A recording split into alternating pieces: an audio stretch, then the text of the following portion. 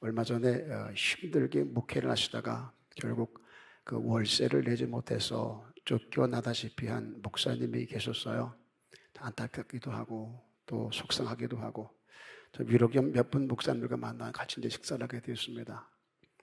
그 목사님 밥을 먹다가 뜬금없이 이런 말을 하시더라고요. 어차피 이렇게 될 거면 차라리 시작을 하지 마시든지, 왜 이렇게 하셔서 이런 꼴을 당하게 하시는지 솔직히 정말 이해가 안 된다라고 아픔을 토로하시더라고요. 좀 깜짝 놀랐어요. 얼마나 속상하면 저렇게 말씀을 하실까. 이렇게 될 줄 알았으면 처음부터 시작하게 하지 말지, 왜 나를 목사를 불러 교회를 개척하게 하고 이전하게 하고 이런 꼴을 당하게 하는가라는 말 같아서. 그런데 같이 식사하던 목사님이 수도를 놓더라고요. 그러더니 그렇게 말씀하신 목사님을 빤히 쳐다보시다가, 목사님, 그렇게 말하면 안 되지. 목사님 그쪽으로 교회 옮긴다고 했을 때 우리 다 말렸잖아. 한두 번도 아니고 한두 사람도 아니고, 가지 말라고, 안 될 것 같다고, 기도도 해보자고 얼마나 말렸어. 그런데 목사님이 우기고 들어가는 거 아니야. 교회가 지하에 있었어요. 성도가 많지 않았습니다. 재개발이 되는 쪽으로 가면 부흥이 될까 싶어서 무리를 하시는 거예요. 문제는 월세가 너무 셌어요. 지금도 힘든데 지상으로 올라가면 또 재개발 지역이다 보니 월세 감당하겠나. 인테리어 비용도 엄청 들었더라고요.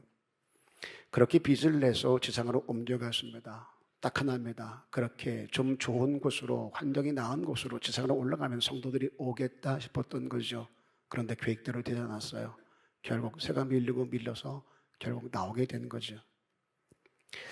솔직히 여러분, 가슴에 손을 얹고 한번 생각을 해보세요. 내가 뭔가를 하려고 할 때 누군가 내게 조언을 하거나 심지어 그 일을 말리면 들어요, 안 들어요? 가슴에 손을 얹고 생각을 해보라 그랬어요. 안 듣기만 해요? 오기로 더 해요? 내가 교회 가고 기도하고 재보고 달아보고 계산하고 두들겨보고 되겠다 싶어서 용기 내서 그래서 시작한 건데, 후원은 못하고 용기는 못 줄 망정 말려? 오기가 생겨요. 두고 봐, 내가 근사하게 일어나서 뭔가 보여줄 테니까. 이럴 때가 참 많아요. 여러분, 정리 잘 하셔야 돼요. 우리가 주님을 위해서로 간 그 일이 진짜 주님의 뜻, 주님의 원함대로였을까? 그 교회가 지하에서 지상으로 올라가는 것이 주님의 뜻이었을까? 아니면 내 욕심이었을까? 여러분, 주의 뜻인지 아니면 내 생각과 내 고집과 내 원함인지를 분별할 수 있으셔야 된다는 거예요. 구제한다, 선교한다, 다 주의 일이죠. 그러나 분별해야 됩니다. 주님의 것을 지금 내게 요구하냐는 거예요. 우리 전에 배웠잖아요. 초대교회 때 구제 때문에 문제가 생겼다고요. 사도들이 깨달은 거, 내가 구제에 힘쓰고 애쓸 것이 아니라 말씀과 기도에 전무해야 되겠다. 주의 일은 주님의 뜻으로 해야지 내 욕심과 내 계획으로 되는 게 아니더라는 거예요. 아무리 좋은 일일지라도 하나님의 뜻대로가 될 수 있으셔야 돼요. 사업에 실패한 집사가 성경 공부를 시작하셨어요. 하나님의 인도 편을 배우다가 화가 났던 모양이에요. 목사님에게 질문을 하는 거예요. 형식은 질문이지만 따지고 싶었던 거겠죠. 목사님, 하나님이 우리를 인도하신다면 내가 사업 망할 때 하나님은 도대체 뭘 하는 거예요? 화가 났던 모양이에요. 우리를 인도한다면 내가 사업 망할 때 막아주셔야지. 돈을 주든지 사람을 주든지 안 망하게 해야지 라는 생각이 들었던 모양이에요. 그때 목사님이 그 집사님을 빤히 쳐다보시다 그랬답니다. 집사님, 안 집사님께서, 아내 집사님께서 처음부터 말렸다면서. 그때 얼마나 기대는 줄 알아? 그런데 결국 안 들었다면서, 우기고 했다며. 아내가 기도하고 여보 그거 아닌 것 같아, 아닌 것 같다 그렇게 말렸음에도 불구하고 지가 우겨서 하고 지가 실패하는 거예요. 그래 놓고 누구 탓해요? 왜 안 막아줬네. 제가 진짜 궁금해서 물어보는 건데요, 여러분에게 속으로 대답해 보세요. 속으로. 결혼하기 전에 말린 사람이 있었어요, 없었어요? 속으로 대답하세요. 자, 그때 말을 들었어요, 안 들었어요? 선교사님, 대답을 해보세요. 그렇게 말려도 이 사람은 아니면 안 될 것 같아서 뜯어오면 또 가고 뜯어오면 또 가고. 우리 어머니가 그랬어요. 그리고 저를 덜컥 낳은 거예요. 그래 놓고 평생을 아버님을 원망하면서 내가 너 만나서 말릴 때 들었으면. 우리에겐 욕심이라는 게 있고 자기 고집이라는 게 다 있어요. 이거 뜯어낼 수 있으셔야 돼요. 내려놓아야 돼요. 그래야 갈 수 있는 길이 신앙의 길이에요. 우리가 지금 성도로 살아갈 수 있으려면 이것부터 할 수 있으셔야 돼요. 오늘 이런 맥락을 가지고 본문을 보려고 하는데요, 이스라엘 백성이 가나안을 들어가기 위해서 요단 앞에 섰습니다. 그런데 그때 하필 모맥을 거두는 시기, 그때는 우기여서 요단 강물이 항상 넘친답니다. 그 물살이 얼마나 센지 큰 돌이 굴러갈 정도랍니다. 학자들에 의하면 시속 16km라고 얘기를 해요. 엄청 빠른 물살입니다. 여러분 홍수 때 TV 보면은 집채 떠내려가죠. 그 정도의 물살이 일어나는 거예요. 그 정도면 보는 것만으로도 두렵습니다. 지금 요단은 건널 수 없는 그런 상태예요. 한번 생각을 해보자고요. 하나님이 인도하셨는데, 가라 하셔서 왔는데 이게 뭘까? 하필이면 왜 이런 때에, 왜 물이 넘칠 때 요단 앞에 우리를 세워놓으실까?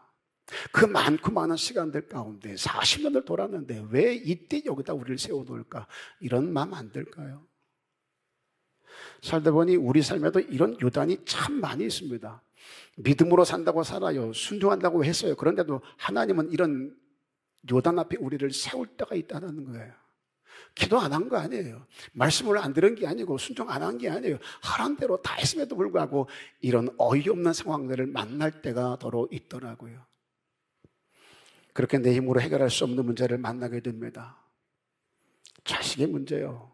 이거 어른들 말이 틀리지 않습니다. 오죽하면 제일 힘든 게 자식 농사라 했겠습니까?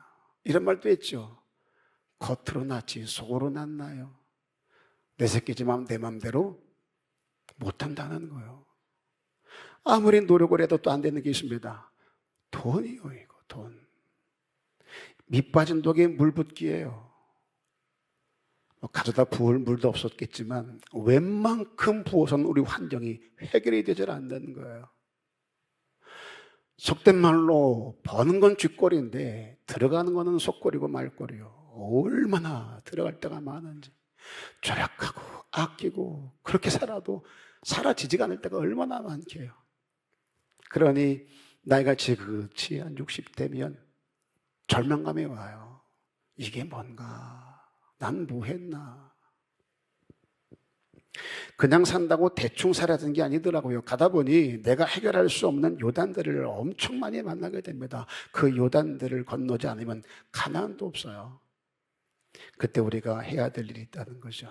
먼저는 씨름의 대상을 바르게 알고 바르게 잡으라는 거예요. 제가 전 시간에 1절로 5절을 가지고 말씀을 전하면서 내 가나안은 어디인가 물었어요. 그리고 끝까지 그 가나안 바라보자. 그리고 믿음으로 선포하자. 우리가 그 다음에 할 일이 있습니다. 선포로 끝나면 안 돼요. 내가 싸워야 될 씨름의 대상이 누구인가, 무엇인가를 바르게 알 수 있으셔야 돼요. 집중이요, 몰입이요. 내가 어디에 집중하고 어디에 몰입할 것인가. 눈에 보이는 요단과 씨름하지 말라는 거예요. 그 요단 앞에서 요단은 접어두고 하나님께만 반응하자는 거죠. 7절에 보면 여호와께서 여호수아에게 이르시되 그랬습니다. 지금 요단이 넘친답니다. 당장 배가 있는 것도 아니고 다리를 놓을 수 있는 상황도 아니잖아요. 그러면 물 빠질 때까지 기다리든지 40년을 돌고 돌았는데 그럼 물 빠질 때까지 못 기다리겠냐고요. 요단을 건너게만 하면 또 됩니까? 여리고성이 있잖아요. 그들과 싸워야 됩니다. 그냥 싸움이 아니죠. 이건 전쟁이라는 말이에요. 아랫집 윗집 싸우는 게 아니잖아요. 무기를 만들고 군사를 준비해야 되지 않겠냐는 거죠. 근데 하나님은 그딴 거 다 접어두고 내 말을 들으랍니다. 이런 상황, 저런 여건, 저런 조건 다 놓아두고 넌 내 말을 들으라는 거예요. 내가 모세와 함께 있었던 것 같이 너와 함께 있는 것을 알게 하겠다. 그러면서 주신 말씀이 또 희한합니다. 성결케 해라, 법궤를 메라, 그리고 큰 돌로 막 굴러가는 그 물속으로 들어가라는 거예요. 집채만한 것들 다 떠내려가는데 거기를 들어가라는 얘기예요. 우리 입장에서 보면 이게 말이 안 되는 소리예요. 진짜 힘들게 버겁게 버티고 있는데 요단을 만나요. 맥 빠질 수 있는 상황 아닙니까? 절망할 수 있는 상황이잖아요. 그러면 상식적인 소리를 해줘도 열받는 게 우리 아닌가요? 합리적인 얘기를 해줘도 이해가 안 되는 게 우리 아닌가요? 문제 생각이 바뀌어서 왜 그럴까 이거 속상하고 화가 나고 짜증나고 뭔 소리가 들리겠냐고요. 근데 넘치는 요단 앞에서 성결케 해라, 법궤 메라, 들어가라 이런 말을 누가 있어 들을 수 있겠냐는 거예요. 합리적인 조언을 해도 될까 말까인데 그런데 여호수아는 따지지도 않고 묻지도 않고 그 말씀 그대로 해요. 오늘 우리의 요단 앞에서 필요한 게 바로 이 지점이에요. 하나님의 말씀이 내게 들려지느냐. 말씀이 들려줘야 돼요. 그리고 그때 필요한 게 믿음인 거예요. 말씀이 들려졌음에도 불구하고 믿음이 있어야 수용할 수 있지 않겠냐는 거예요. 믿음이 있어야 그 말씀대로 그대로 행할 수 있지 않겠냐고요. 먼저 말씀이 들려줘야 되고 믿음이 있어 그 말씀대로 행할 수 있는 내가 될 수 있어야 된다는 거예요. 하나님의 생각과 하나님의 길은 나와 다르대요. 하늘이 땅보다 높음처럼 하나님의 생각은 나보다 높고 하나님의 길은 나보다 높대요. 하늘과 땅 차이랍니다. 자, 그러면 물어볼게요. 누구 말을 들어야 돼요? 하늘과 땅 차이면 누구 말을 들어야 돼요? 어떤 길을 가야 됩니까? 답답하지 않을 수가 없어요. 이거 어려워요. 하늘과 땅 차이면 도대체 누구 말을 듣고 누구 길을 걸어야 되겠냐고요. 당연히 하나님보다 내가 훨씬 낫고 모자라면 나보다 높으시고 나보다 지혜로우시고 나보다 위대하신 하나님 말씀을 듣고 그분의 길로 행하는 것이 옳지 않겠냐고요. 그런데 그게 쉽지가 않은 거예요. 머리로는 알겠는데 아멘은 되는데 내 삶의 현장에 던져지면 이게 잘 안 돼요. 하나님 말씀은 저기 있고 자꾸 내 생각이 앞서게 되고 주의 길은 못 갈 것 같고 내 눈앞에 펼쳐진 그 길이 쉬울 것 같고 될 것 같고. 다윗 보세요. 압살롬에게 쫓겨납니다. 쿠데타지요. 얼마나 급했는지 머리를 풀고 신도 못 신고 도망갑니다. 너무 창피해서 두 번을 쓰고 갔다 그래요. 그런 다윗을 시므이가 저주합니다. 꼴 좋다. 시므대로 거두는 거야. 가거라. 비루한 자요. 저주입니다. 조롱이죠. 네가 먼저 사울의 피를 흘렸잖아. 사울의 집사람들 한두 사람 죽였냐 네가? 네 손에 피가 가득하지 않냐? 그 원성이 안 들리냐?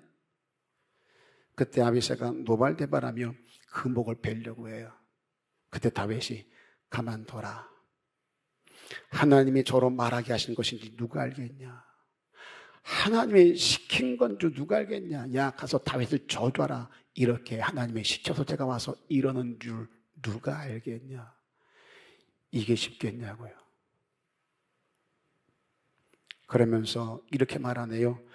저의 저주가들에게 하나님의 손을 베풀지 누가 알겠니? 그렇게 그 시선을 시므이가 아닌 하나님께 돌려요. 내 아들 반역한 압살롬을 보는 게 아니고 지금 나를 저주하는 시므이를 보는 것도 아니고 다 놓아두고 오직 한 분, 나를 세운 하나님께 반응을 해요. 전 이게 너무 부러워요. 진짜 흉내라도 내보고 싶어요. 우리 CM교회 성도가 힘들겠지만 한번 이거 해보려고 애썼으면 좋겠어요. 얼마나 근사할까요? 하나님의 기적을 경험하는 곳이 있답니다. 절망의 절정에서, 절박한 시점에서 사람에게 반응 안 해요. 환경에 반응하지 않습니다. 거기서 하나님께 반응하고 하나님을 상대해요. 거기서 경험하는 게 하나님의 기적인 거예요. 성경에 나와 있는 모든 기적은 다 그렇게 이루어졌습니다. 오늘 우리도 다르지 않아요. 그렇게 열심히 산다고 살았는데 남은 건 빚밖에 없다니까. 빚만 없어도 살겠어. 빚만 없어도. 너무 힘들어서 어떻게든 살아보려고 빚을 졌는데 그 빚 때문에 또 못 살아요. 이럴 줄 알았으면 차라리 빚 지지 마. 그때 망할걸. 어차피 이렇게 힘들 것 같으면, 빚을 줘도 힘들 것 같으면 차라리 빚지지 말고 그때 그냥 어떻게 결단 낼걸. 이런 생각이 들 때가 얼마나 많게요. 몸이라도 건강해요. 옆 사람 보세요. 주 예수여 어서 오시옵소서. 걸을 수가 없어요. 허리를 펼 수가 없어요. 어깨를 들 수가 없어요. 어딜 갈 수가 없어요. 제가 전도사님과 몇 번 나게 가을에 야유회를 좀 갔으면 좋겠는데 여쭸어요. 혹시 작년에 갔다 왔어요? 야유회 같은 거 가셨나요? 그랬더니 뭐 영성 수련원 거기 철원 가서 고기도 구워 먹고 일산 호송 가가지고 게임도 하고 뭐도 다 하고 했다는 거예요. 그럼 우리도 했거든요. 가려고 하다 보니까 어르신들이 발표하는 거예요. 걸을 수가 없어요. 계단을 올라갈 수가 없어요. 그러자니 생각에 어르신들을 따로 모시고 어디 가고 또 젊은이들을 따로 어디 데리고 가면 또 어르신들이 그럴 거 아니겠어요? 젊은 것들끼리 잘 해봐라. 이러지 않겠어요? 우리 늙었다고 또 팽시키냐? 이러지 않겠냐고요. 그러면 또 곧 젊은 것들과 연세 드신 분들 또 얼른 안 할 거예요. 70으로 자르자니 69세까지는 할렐루 하겠지만 70세는 이것들 봐라. 한 살 차이인데 나를 잘로? 그러면 70 자르면 71세 또 뭐라 그러겠어요? 그래 따져가면 80이나 90이나 그런 생각 안 하겠냐고요. 아무리 생각을 해도 갈 데가 없는 거예요. 젊은 분들도 마찬가지요. 우리 엘리베이터 있잖아요. 그러면 아유 젊은 사람들은 그냥 걸어 올라가지 몇 층 된다고 모르면 말을 하지 말아요. 무릎에 연골이 없어요. 다 하도 고생할 만해서. 아니 빚이 있으면 건강이라도 있어야 어떻게 돈을 벌어 갚을 거 아니에요. 빚은 태산인데 몸뚱아리는 아무것도 할 수가 없어요. 내 인생 앞에 놓여 있는 그런 요단들은 내가 씨름할 대상이 아니더라는 거예요. 한다고 되지도 않고 그 요단 접어두래요. 엎어두래요. 요단의 답은 딱 한 분 하나님밖에 없어요. 그러니 하나님과 씨름하는 저와 여러분 될 수 있기를 주 이름으로 부탁을 드립니다. 정리되는 게 이거예요. 주님이 내 삶의 문제를 주시는 이유가 있다는 거예요. 요단 앞에 나를 세우는 이유가 있다는 거예요. 이해되지 않는 사건을 던져 놓을 때가 있는 거예요. 미치고 펄쩍 뛸 일을 내 앞에 던져 놓을 땐 이유가 있는 거예요. 다른 거 아니란 말이에요. 딱 하나입니다. 너 이제 그만 나하고 씨름하자. 이리 와 나랑 씨름하자. 당부드립니다. 문제가 터질 때, 그 문제가 점점 더 커져갈 때 그 문제와 씨름하지 말고 다 놓아두고 하나님과 씨름하는 저와 여러분 될 수 있기를 주님의 이름으로 축복합니다. 자, 또 하나는 내 삶 현장에서 하나님을 느끼며 살자는 거예요. 이걸 우린 임재라 그래요. 하나님의 임재. 6절 보시면 언약궤를 메고 백성에 앞서 건너랍니다. 언약궤는 말씀이 담겨 있어요. 살다 보면 느낌이라는 것이 있잖아요. 느낌이라는 것이. 거기서 내가 무엇을 느끼냐가 내 생각과 행동을 결정할 때가 참 많습니다. 요단을 건너는데 법궤를 어깨에 메고 가라 그래요. 다시 말해서 요단을 보면 넘치는 물이 느껴지지 않겠냐고요. 그 물이 느껴지면 두려움이 찾아와요. 돌도 굴러갈 정도의 빠른 물살이 느껴지지 않겠냐고. 그러면 한 발자국 나갈 수가 없습니다. 절대 요단에 못 들어가요.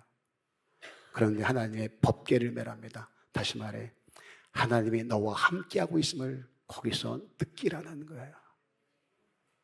넘치는 물을 보지 말고 빠른 물살을 보지 말고 눈을 들어 너와 함께하는 여호와를 바라보라는 거예요. 그렇게 거기서 요단의 강을 느끼지 말고 나 여호와를 느끼고 나 여호와를 실감하라 그에게. 하나님의 임재가 좋은 게 뭔 줄 아세요? 환경을 초월할 수 있는 힘이 생겨요.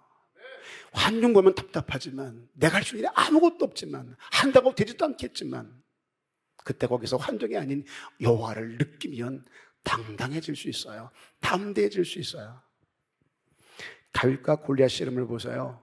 이스라엘은 골리앗을 보고 두려워합니다. 사울과 이스라엘 백성은 지금 뭘 느끼고 있는 거예요? 골리앗을 느끼고 있는 거예요. 감당치 못합니다. 골리앗을 실감합니다. 우린 다 죽었다. 이 전쟁 이길 수가 없다. 패했다. 우린 노예가 될 것이다. 이걸 느끼고 있어요.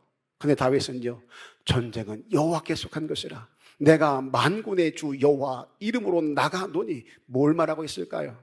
골리앗을 앞에 두고 골리앗을 느끼지 않습니다.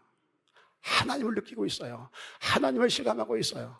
그랬더니 당당해지더라는 거예요.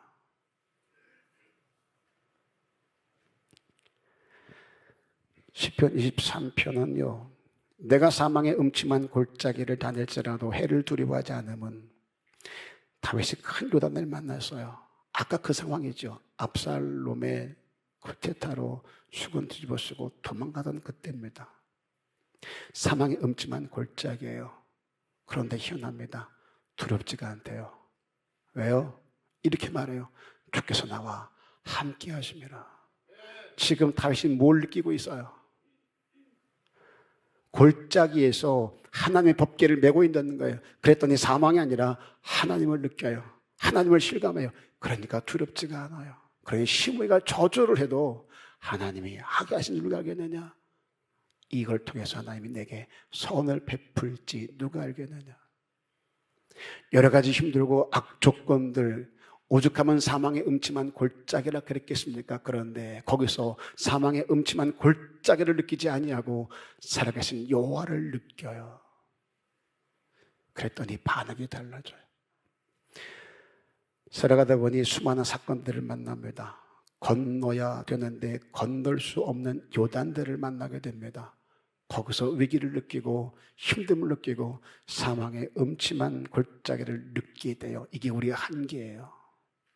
그런데 하나님은 아니래요. 야, 네 눈을 떼서 내게로 돌려. 네 마음을 뜯어서 내게로 얹어놔. 내게 집중하고 내게 몰입해라.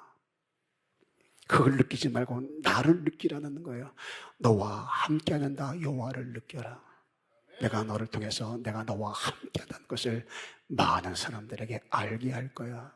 네가 목사된 거, 네가 장로된 거, 네가 권사인 거, 세임교회가 하나님이 세운 교회인 것을 이 토당동 사람들이 알게 할 터이니 넌 나만 바라봐. 어렵지 않잖아요. 그냥 내 눈의 방향을 바꾸자고요.